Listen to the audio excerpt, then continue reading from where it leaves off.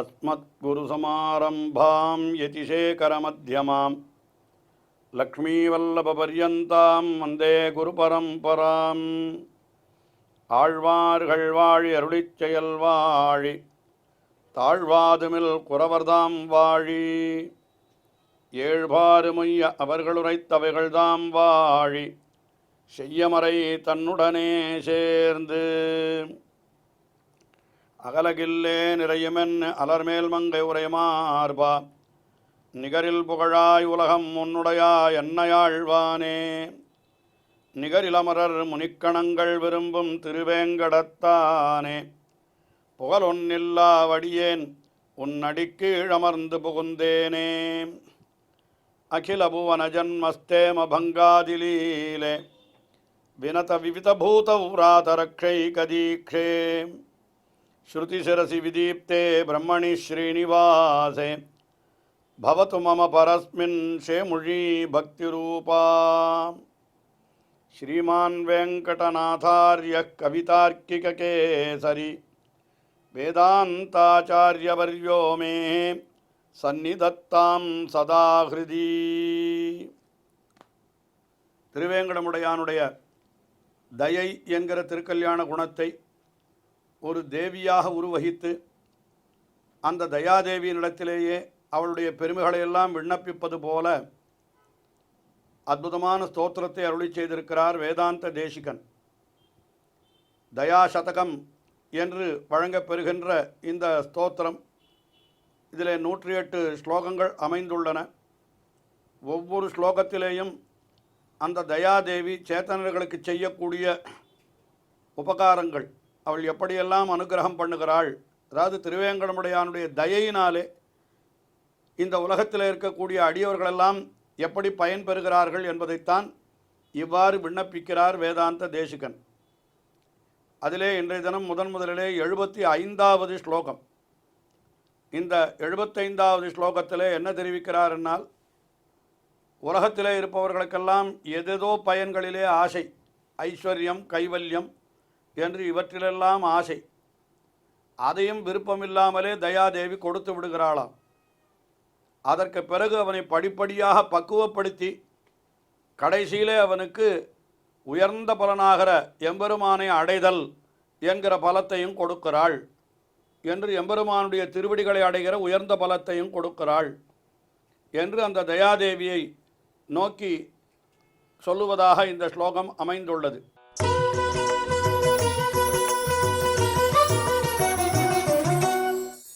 அதிவிதிசிவைரைஸ்வர்ய ஆத்மானுபூதிரசைர்ஜனான் ஆகிருதயமிகோபச்சந்த்யைஷாம் அசங்கதசார்த்தினி திரிஷித ஜனதா தீர்த்ததானக்ரம க்ஷபிதைனசாம் விதரசிதயே வீததாங்கா விருஷாத்ரிபதே பதம். அதிவிதிஷை சிவைஹி ஐஸ்வர்யம், அதாவது விதி என்னால் பிரம்மாவை சொல்லுகிறது, சிவன் என்னால் எல்லோரும் அறிந்த தெய்வம். இவர்கள்தான் உலகத்திலே மிகப்பெரிய ஐஸ்வர்யத்தை உடையவர்கள் என்று உலகத்திலே சொல்லப்படுகிறது. வேதத்திலேயும் கூட அது சொல்லுகிற பொழுது எப்படி சொல்லுகிறது, சப் பிரம்மா சசிவஹா சேந்திரஹா என்று இப்படி மூவரை எடுத்து சொல்லித்து. அதனால் இப்படிப்பட்ட ஸ்தானத்தை அடைவது என்பது ஐஸ்வர்யம், ஐஸ்வர்யத்திலே மிக உயர்ந்த ஐஸ்வர்யம் என்று அப்படி சொல்லுவார்கள். ஆக இப்போ அதிவிதிசிவைஹி ஐஸ்வர்யம் என்று சொன்னால் அந்த சிவனை காட்டிலும் பிரம்மாவை காட்டிலும் மேலான ஐஸ்வர்யம். அதற்கு மேலே ஆத்மானுபூதி என்று சொன்னால் அது கைவல்யம், அதாவது அவரவர்கள் தங்கள் தங்கள் ஆத்மாக்களை மட்டுமே அனுபவிப்பது என்று ஒன்று அது சொல்லப்பட்டிருக்கிறது சாஸ்திரங்களிலே. அதற்கு கைவல்யம் என்று பெயர். இதிலெல்லாம் ஆசைப்படுகிறார்கள் ஜனங்கள். ஆனால் இவற்றையெல்லாம் தயாதேவி அவர்கள் ஆசைப்படுகிறார்களே என்கிற காரணத்தினாலே அகிருதயம் இக உபச்சந்த், அதாவது அகிருதயம் என்னால் என்ன, விருப்பம் இல்லாமலே. ஏன் விருப்பம் இல்லை என்னால் இதெல்லாம் உயர்ந்த ஐஸ்வர்யம் என்று நினைக்கிறோமே தவிர எப்படிப்பட்ட உயர்ந்த ஐஸ்வர்யமும் ஒரு நாள் அழியக்கூடியது. ஆனால் அதை போய் ஆசைப்படுகிறார்கள். என்ன செய்வது? சில சமயம் குழந்தைகள் ஏதோ ஒற்றை ஆசைப்பட்டால் அவர்கள் வழியிலேயே சென்று அதை கொஞ்சம் கொஞ்சமாக திருத்துவது போல இந்த தயாதேவியும் என்ன பண்ணுகிறாளாம், இந்த உலகத்தவர்கள் இந்த சிவனுக்கும் பிரம்மாவுக்கும் மேற்பட்ட ஐஸ்வர்யத்தை விரும்பினாலும் அந்த ஐஸ்வர்யத்தை எல்லாம் இஷ்டமில்லாமலே கொடுத்து விடுகிறாள். ஐயோ இது அழியக்கூடியது தானே, சொன்னால் புரிந்து கொள்ள மாட்டேன் என்கிறான். சரி இது கொடுப்போம், இதை அவன் அனுபவித்து இது அழியக்கூடியது என்று அவனே தெரிந்து கொண்டு வரட்டும் என்று இப்படி அவனை கொடுத்து அதுக்கப்புறம் அவனை என்ன பண்ணுகிறாள் என்னால் அசங்கதசார்த்தினி, இதிலெல்லாம் பற்றற்ற நிலையை அவன் அடைபவனாக அவனை எதிர்பார்க்கிறாளாம். அப்படி அவள் அத்தை விரும்புகிறாள். இந்த ஐஸ்வர்யம் கைவல்யம் முதலெல்லாம் பற்றற்றவனாக இந்த ஜீவாத்மா ஆக வேண்டும் என்று நினைக்கிறாளாம். அதற்கு பிறகு அவன் என்ன பண்ணுகிறான் என்னால் திரிஷித ஜனதா தீர்த்த ஸ்நான கிரமம், அதாவது இவர்களெல்லாம் அப்படியே விடாயுற்ற ஜனக்கூட்டம் இது. அதில் இவர்கள் ஏதோ ஒரு வழியில் அந்த எம்பெருமானுடைய கிருபையை தயையை பெறுவதற்கு அது வழி ஏற்பட்டு விடுகிறது. அது எப்படி போலன்னா தீர்த்த ஸ்நான கிரமம் என்று இந்த ஸ்லோகத்திலே ஒரு விஷயத்தை சொல்லுகிறார். அதாவது தீர்த்த ஸ்நான கிரமம் என்னால் எவனோ ஒருத்தன் தன்னுடைய தாகத்தை தணித்துக் கொள்வதற்காக வேணும் உயர்ந்த தீர்த்தம் கங்கை நதி போன்ற தீர்த்தத்திலே முழுகினானால் தன்னுடைய தாபத்தை தணித்துக் கொள்வதற்காக அவன் கங்கையிலே முழுகுவது புண்ணியம் என்று நினைத்தோ நம்முடைய பாபங்களை தொலைப்பது என்று நினைத்தோ அவன் கங்கையிலே முழுகவில்லை. ஆனால் கங்கையிலே போய் அவன் என்ன பண்ணினான், தன்னுடைய உடம்பிலே இருக்கக்கூடிய வெப்பத்தை தணித்துக் கொள்வதற்காக கங்கையிலே முழுகினான். ஆனால் அது என்ன பண்ணித்துன்னா உடலின் வெப்பத்தை மட்டுமல்ல இவனுடைய பாபங்களையும் சேர்த்து போக்கிவிட்டது. அது கங்கையினுடைய தீர்த்தத்தினுடைய ஒரு சுபாவம் அது.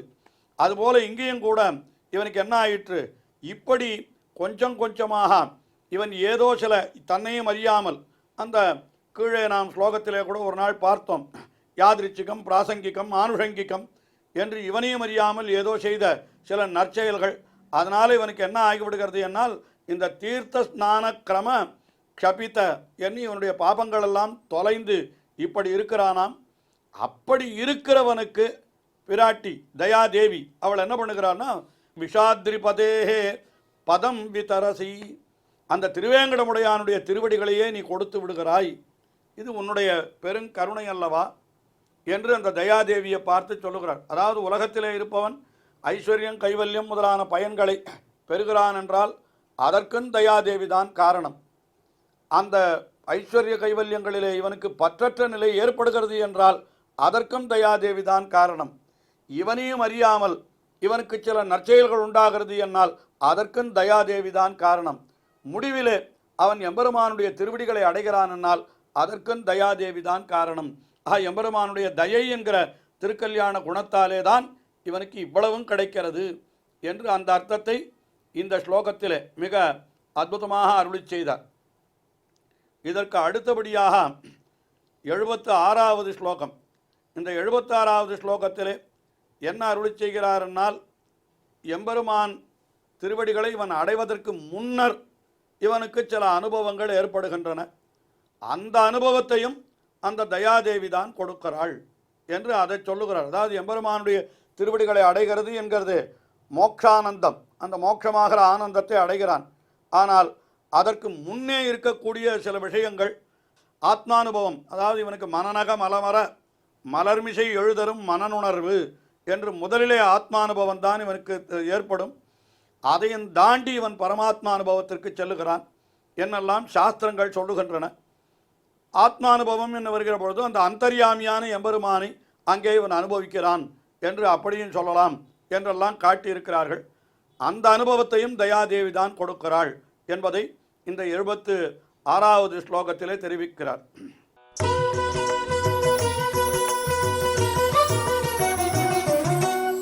விருஷகிரி சுதா சிந்தௌ ஜந்துர்தயே நிகிதஸ்த்வயா பவபயபரீதாபச்சித்யை பஜன்னகமர்ஷணம் முஷிதகலுஷோ முக்தேரக்ரேசரைரபிபூர்யதே ஸ்வயமுபனதைஹி ஸ்வாத்மானந்த பிரபிருத்தியனுபந்திபிஹி.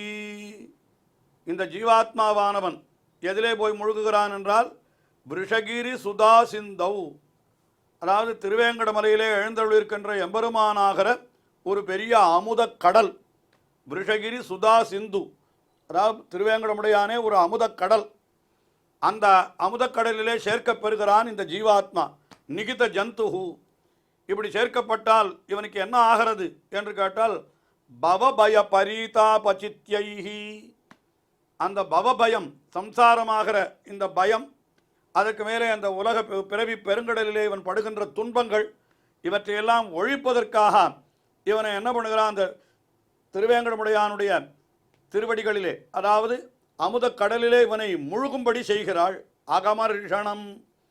அப்படி அகமர்ஷணம் அதிலே முழுகினானால் இவன் என்ன ஆகிறான், முஷித கலுஷா, எல்லா பாவங்களிலிருந்தும் இவன் நீங்க பெறுகிறான். அதற்கு மேலே இவனுக்கு பாபங்களே கிடையாது. அதற்கு மேலே இவனுக்கு என்ன கிடைக்கிறது என்றால் ஸ்வயம் உபனதைஹி, தாமாகவே வந்து சேருகின்றன இவனுக்கு நன்மைகள். எம்பெருமானுடைய அமுத திருவடிகளாகிற அமுத கடலிலே இவன் முழுகினானால் இவனுடைய பாபங்களெல்லாம் தொலையப் பெற்று இவனுக்கு நன்மைகள் தாமாகவே வந்து சேருகின்றனவா. அவை எவை என்று சொன்னால் அதுதான் முக்தி. முக்தி என்னால் மோட்சம். ஆனால் அதற்கும் முன்னர் இவன் அனுபவிக்கின்ற சில அனுபவங்கள், அதுதான் அக்ரேசரைஹி ஸ்வாத்மானந்த பிரபிருத்திபிஹி. அதாவது அக்ரேசர், அதற்கு முன்னாலே இவனுக்கு கிடைக்கக்கூடியதாக இருக்கக்கூடியவை அது எவை என்று கேட்டால் ஸ்வ ஆத்ம ஆனந்த பிரபிருத்தி அனுபந்திபிஹி. தன்னுடைய ஆத்மாவை தானே அனுபவித்தல் என்கிற ஆனந்தம், அதாவது பரமாத்மா அனுபவத்திற்கு முன்னாலே நிகழக்கூடியதாக அந்த ஆத்மானுபவம் என்று சொல்லலாம். அல்லது அந்த ஆத்மானுபவம் என்பது அந்த ஆத்மாவுக்குள்ளே அந்தர்யாமியாக எழுந்தருளிருக்கின்ற எம்பெருமானை அனுபவித்தல். பகவானை அங்கு போய் அனுபவித்தற்கு முன்னாலே அந்த ஆத்மானுக்குள்ளே எழுந்தருளிருக்கின்ற எம்பெருமான் அந்தர்யாமி, அவனை அனுபவித்தல், இதெல்லாம் இவனுக்கு கிடைக்கிறது. அப்படி கிடைக்கிற பொழுது அவன் என்ன பண்ணுகிறான்னால் அபிபூர்யத்தே, அதனால் இவன் நிரப்பப்படுகிறான்.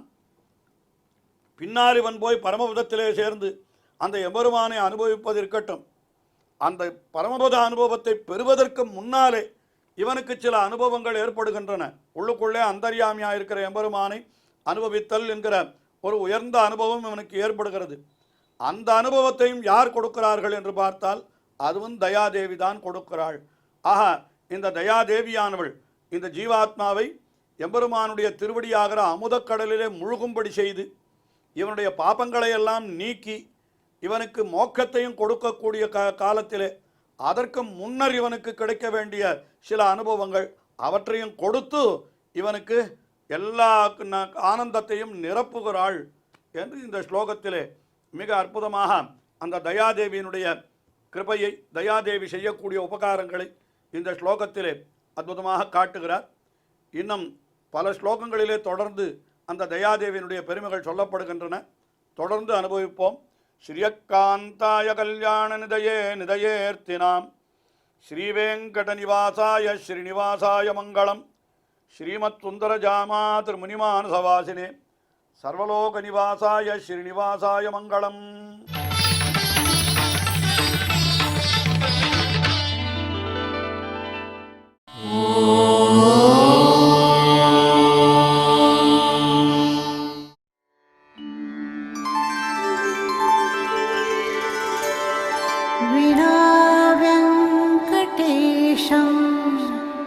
ननाथो ननाथः सदा वेङ्कटेशं स्मरामि स्मरामि. हरे वेङ्कटेश प्रसीद प्रसीद.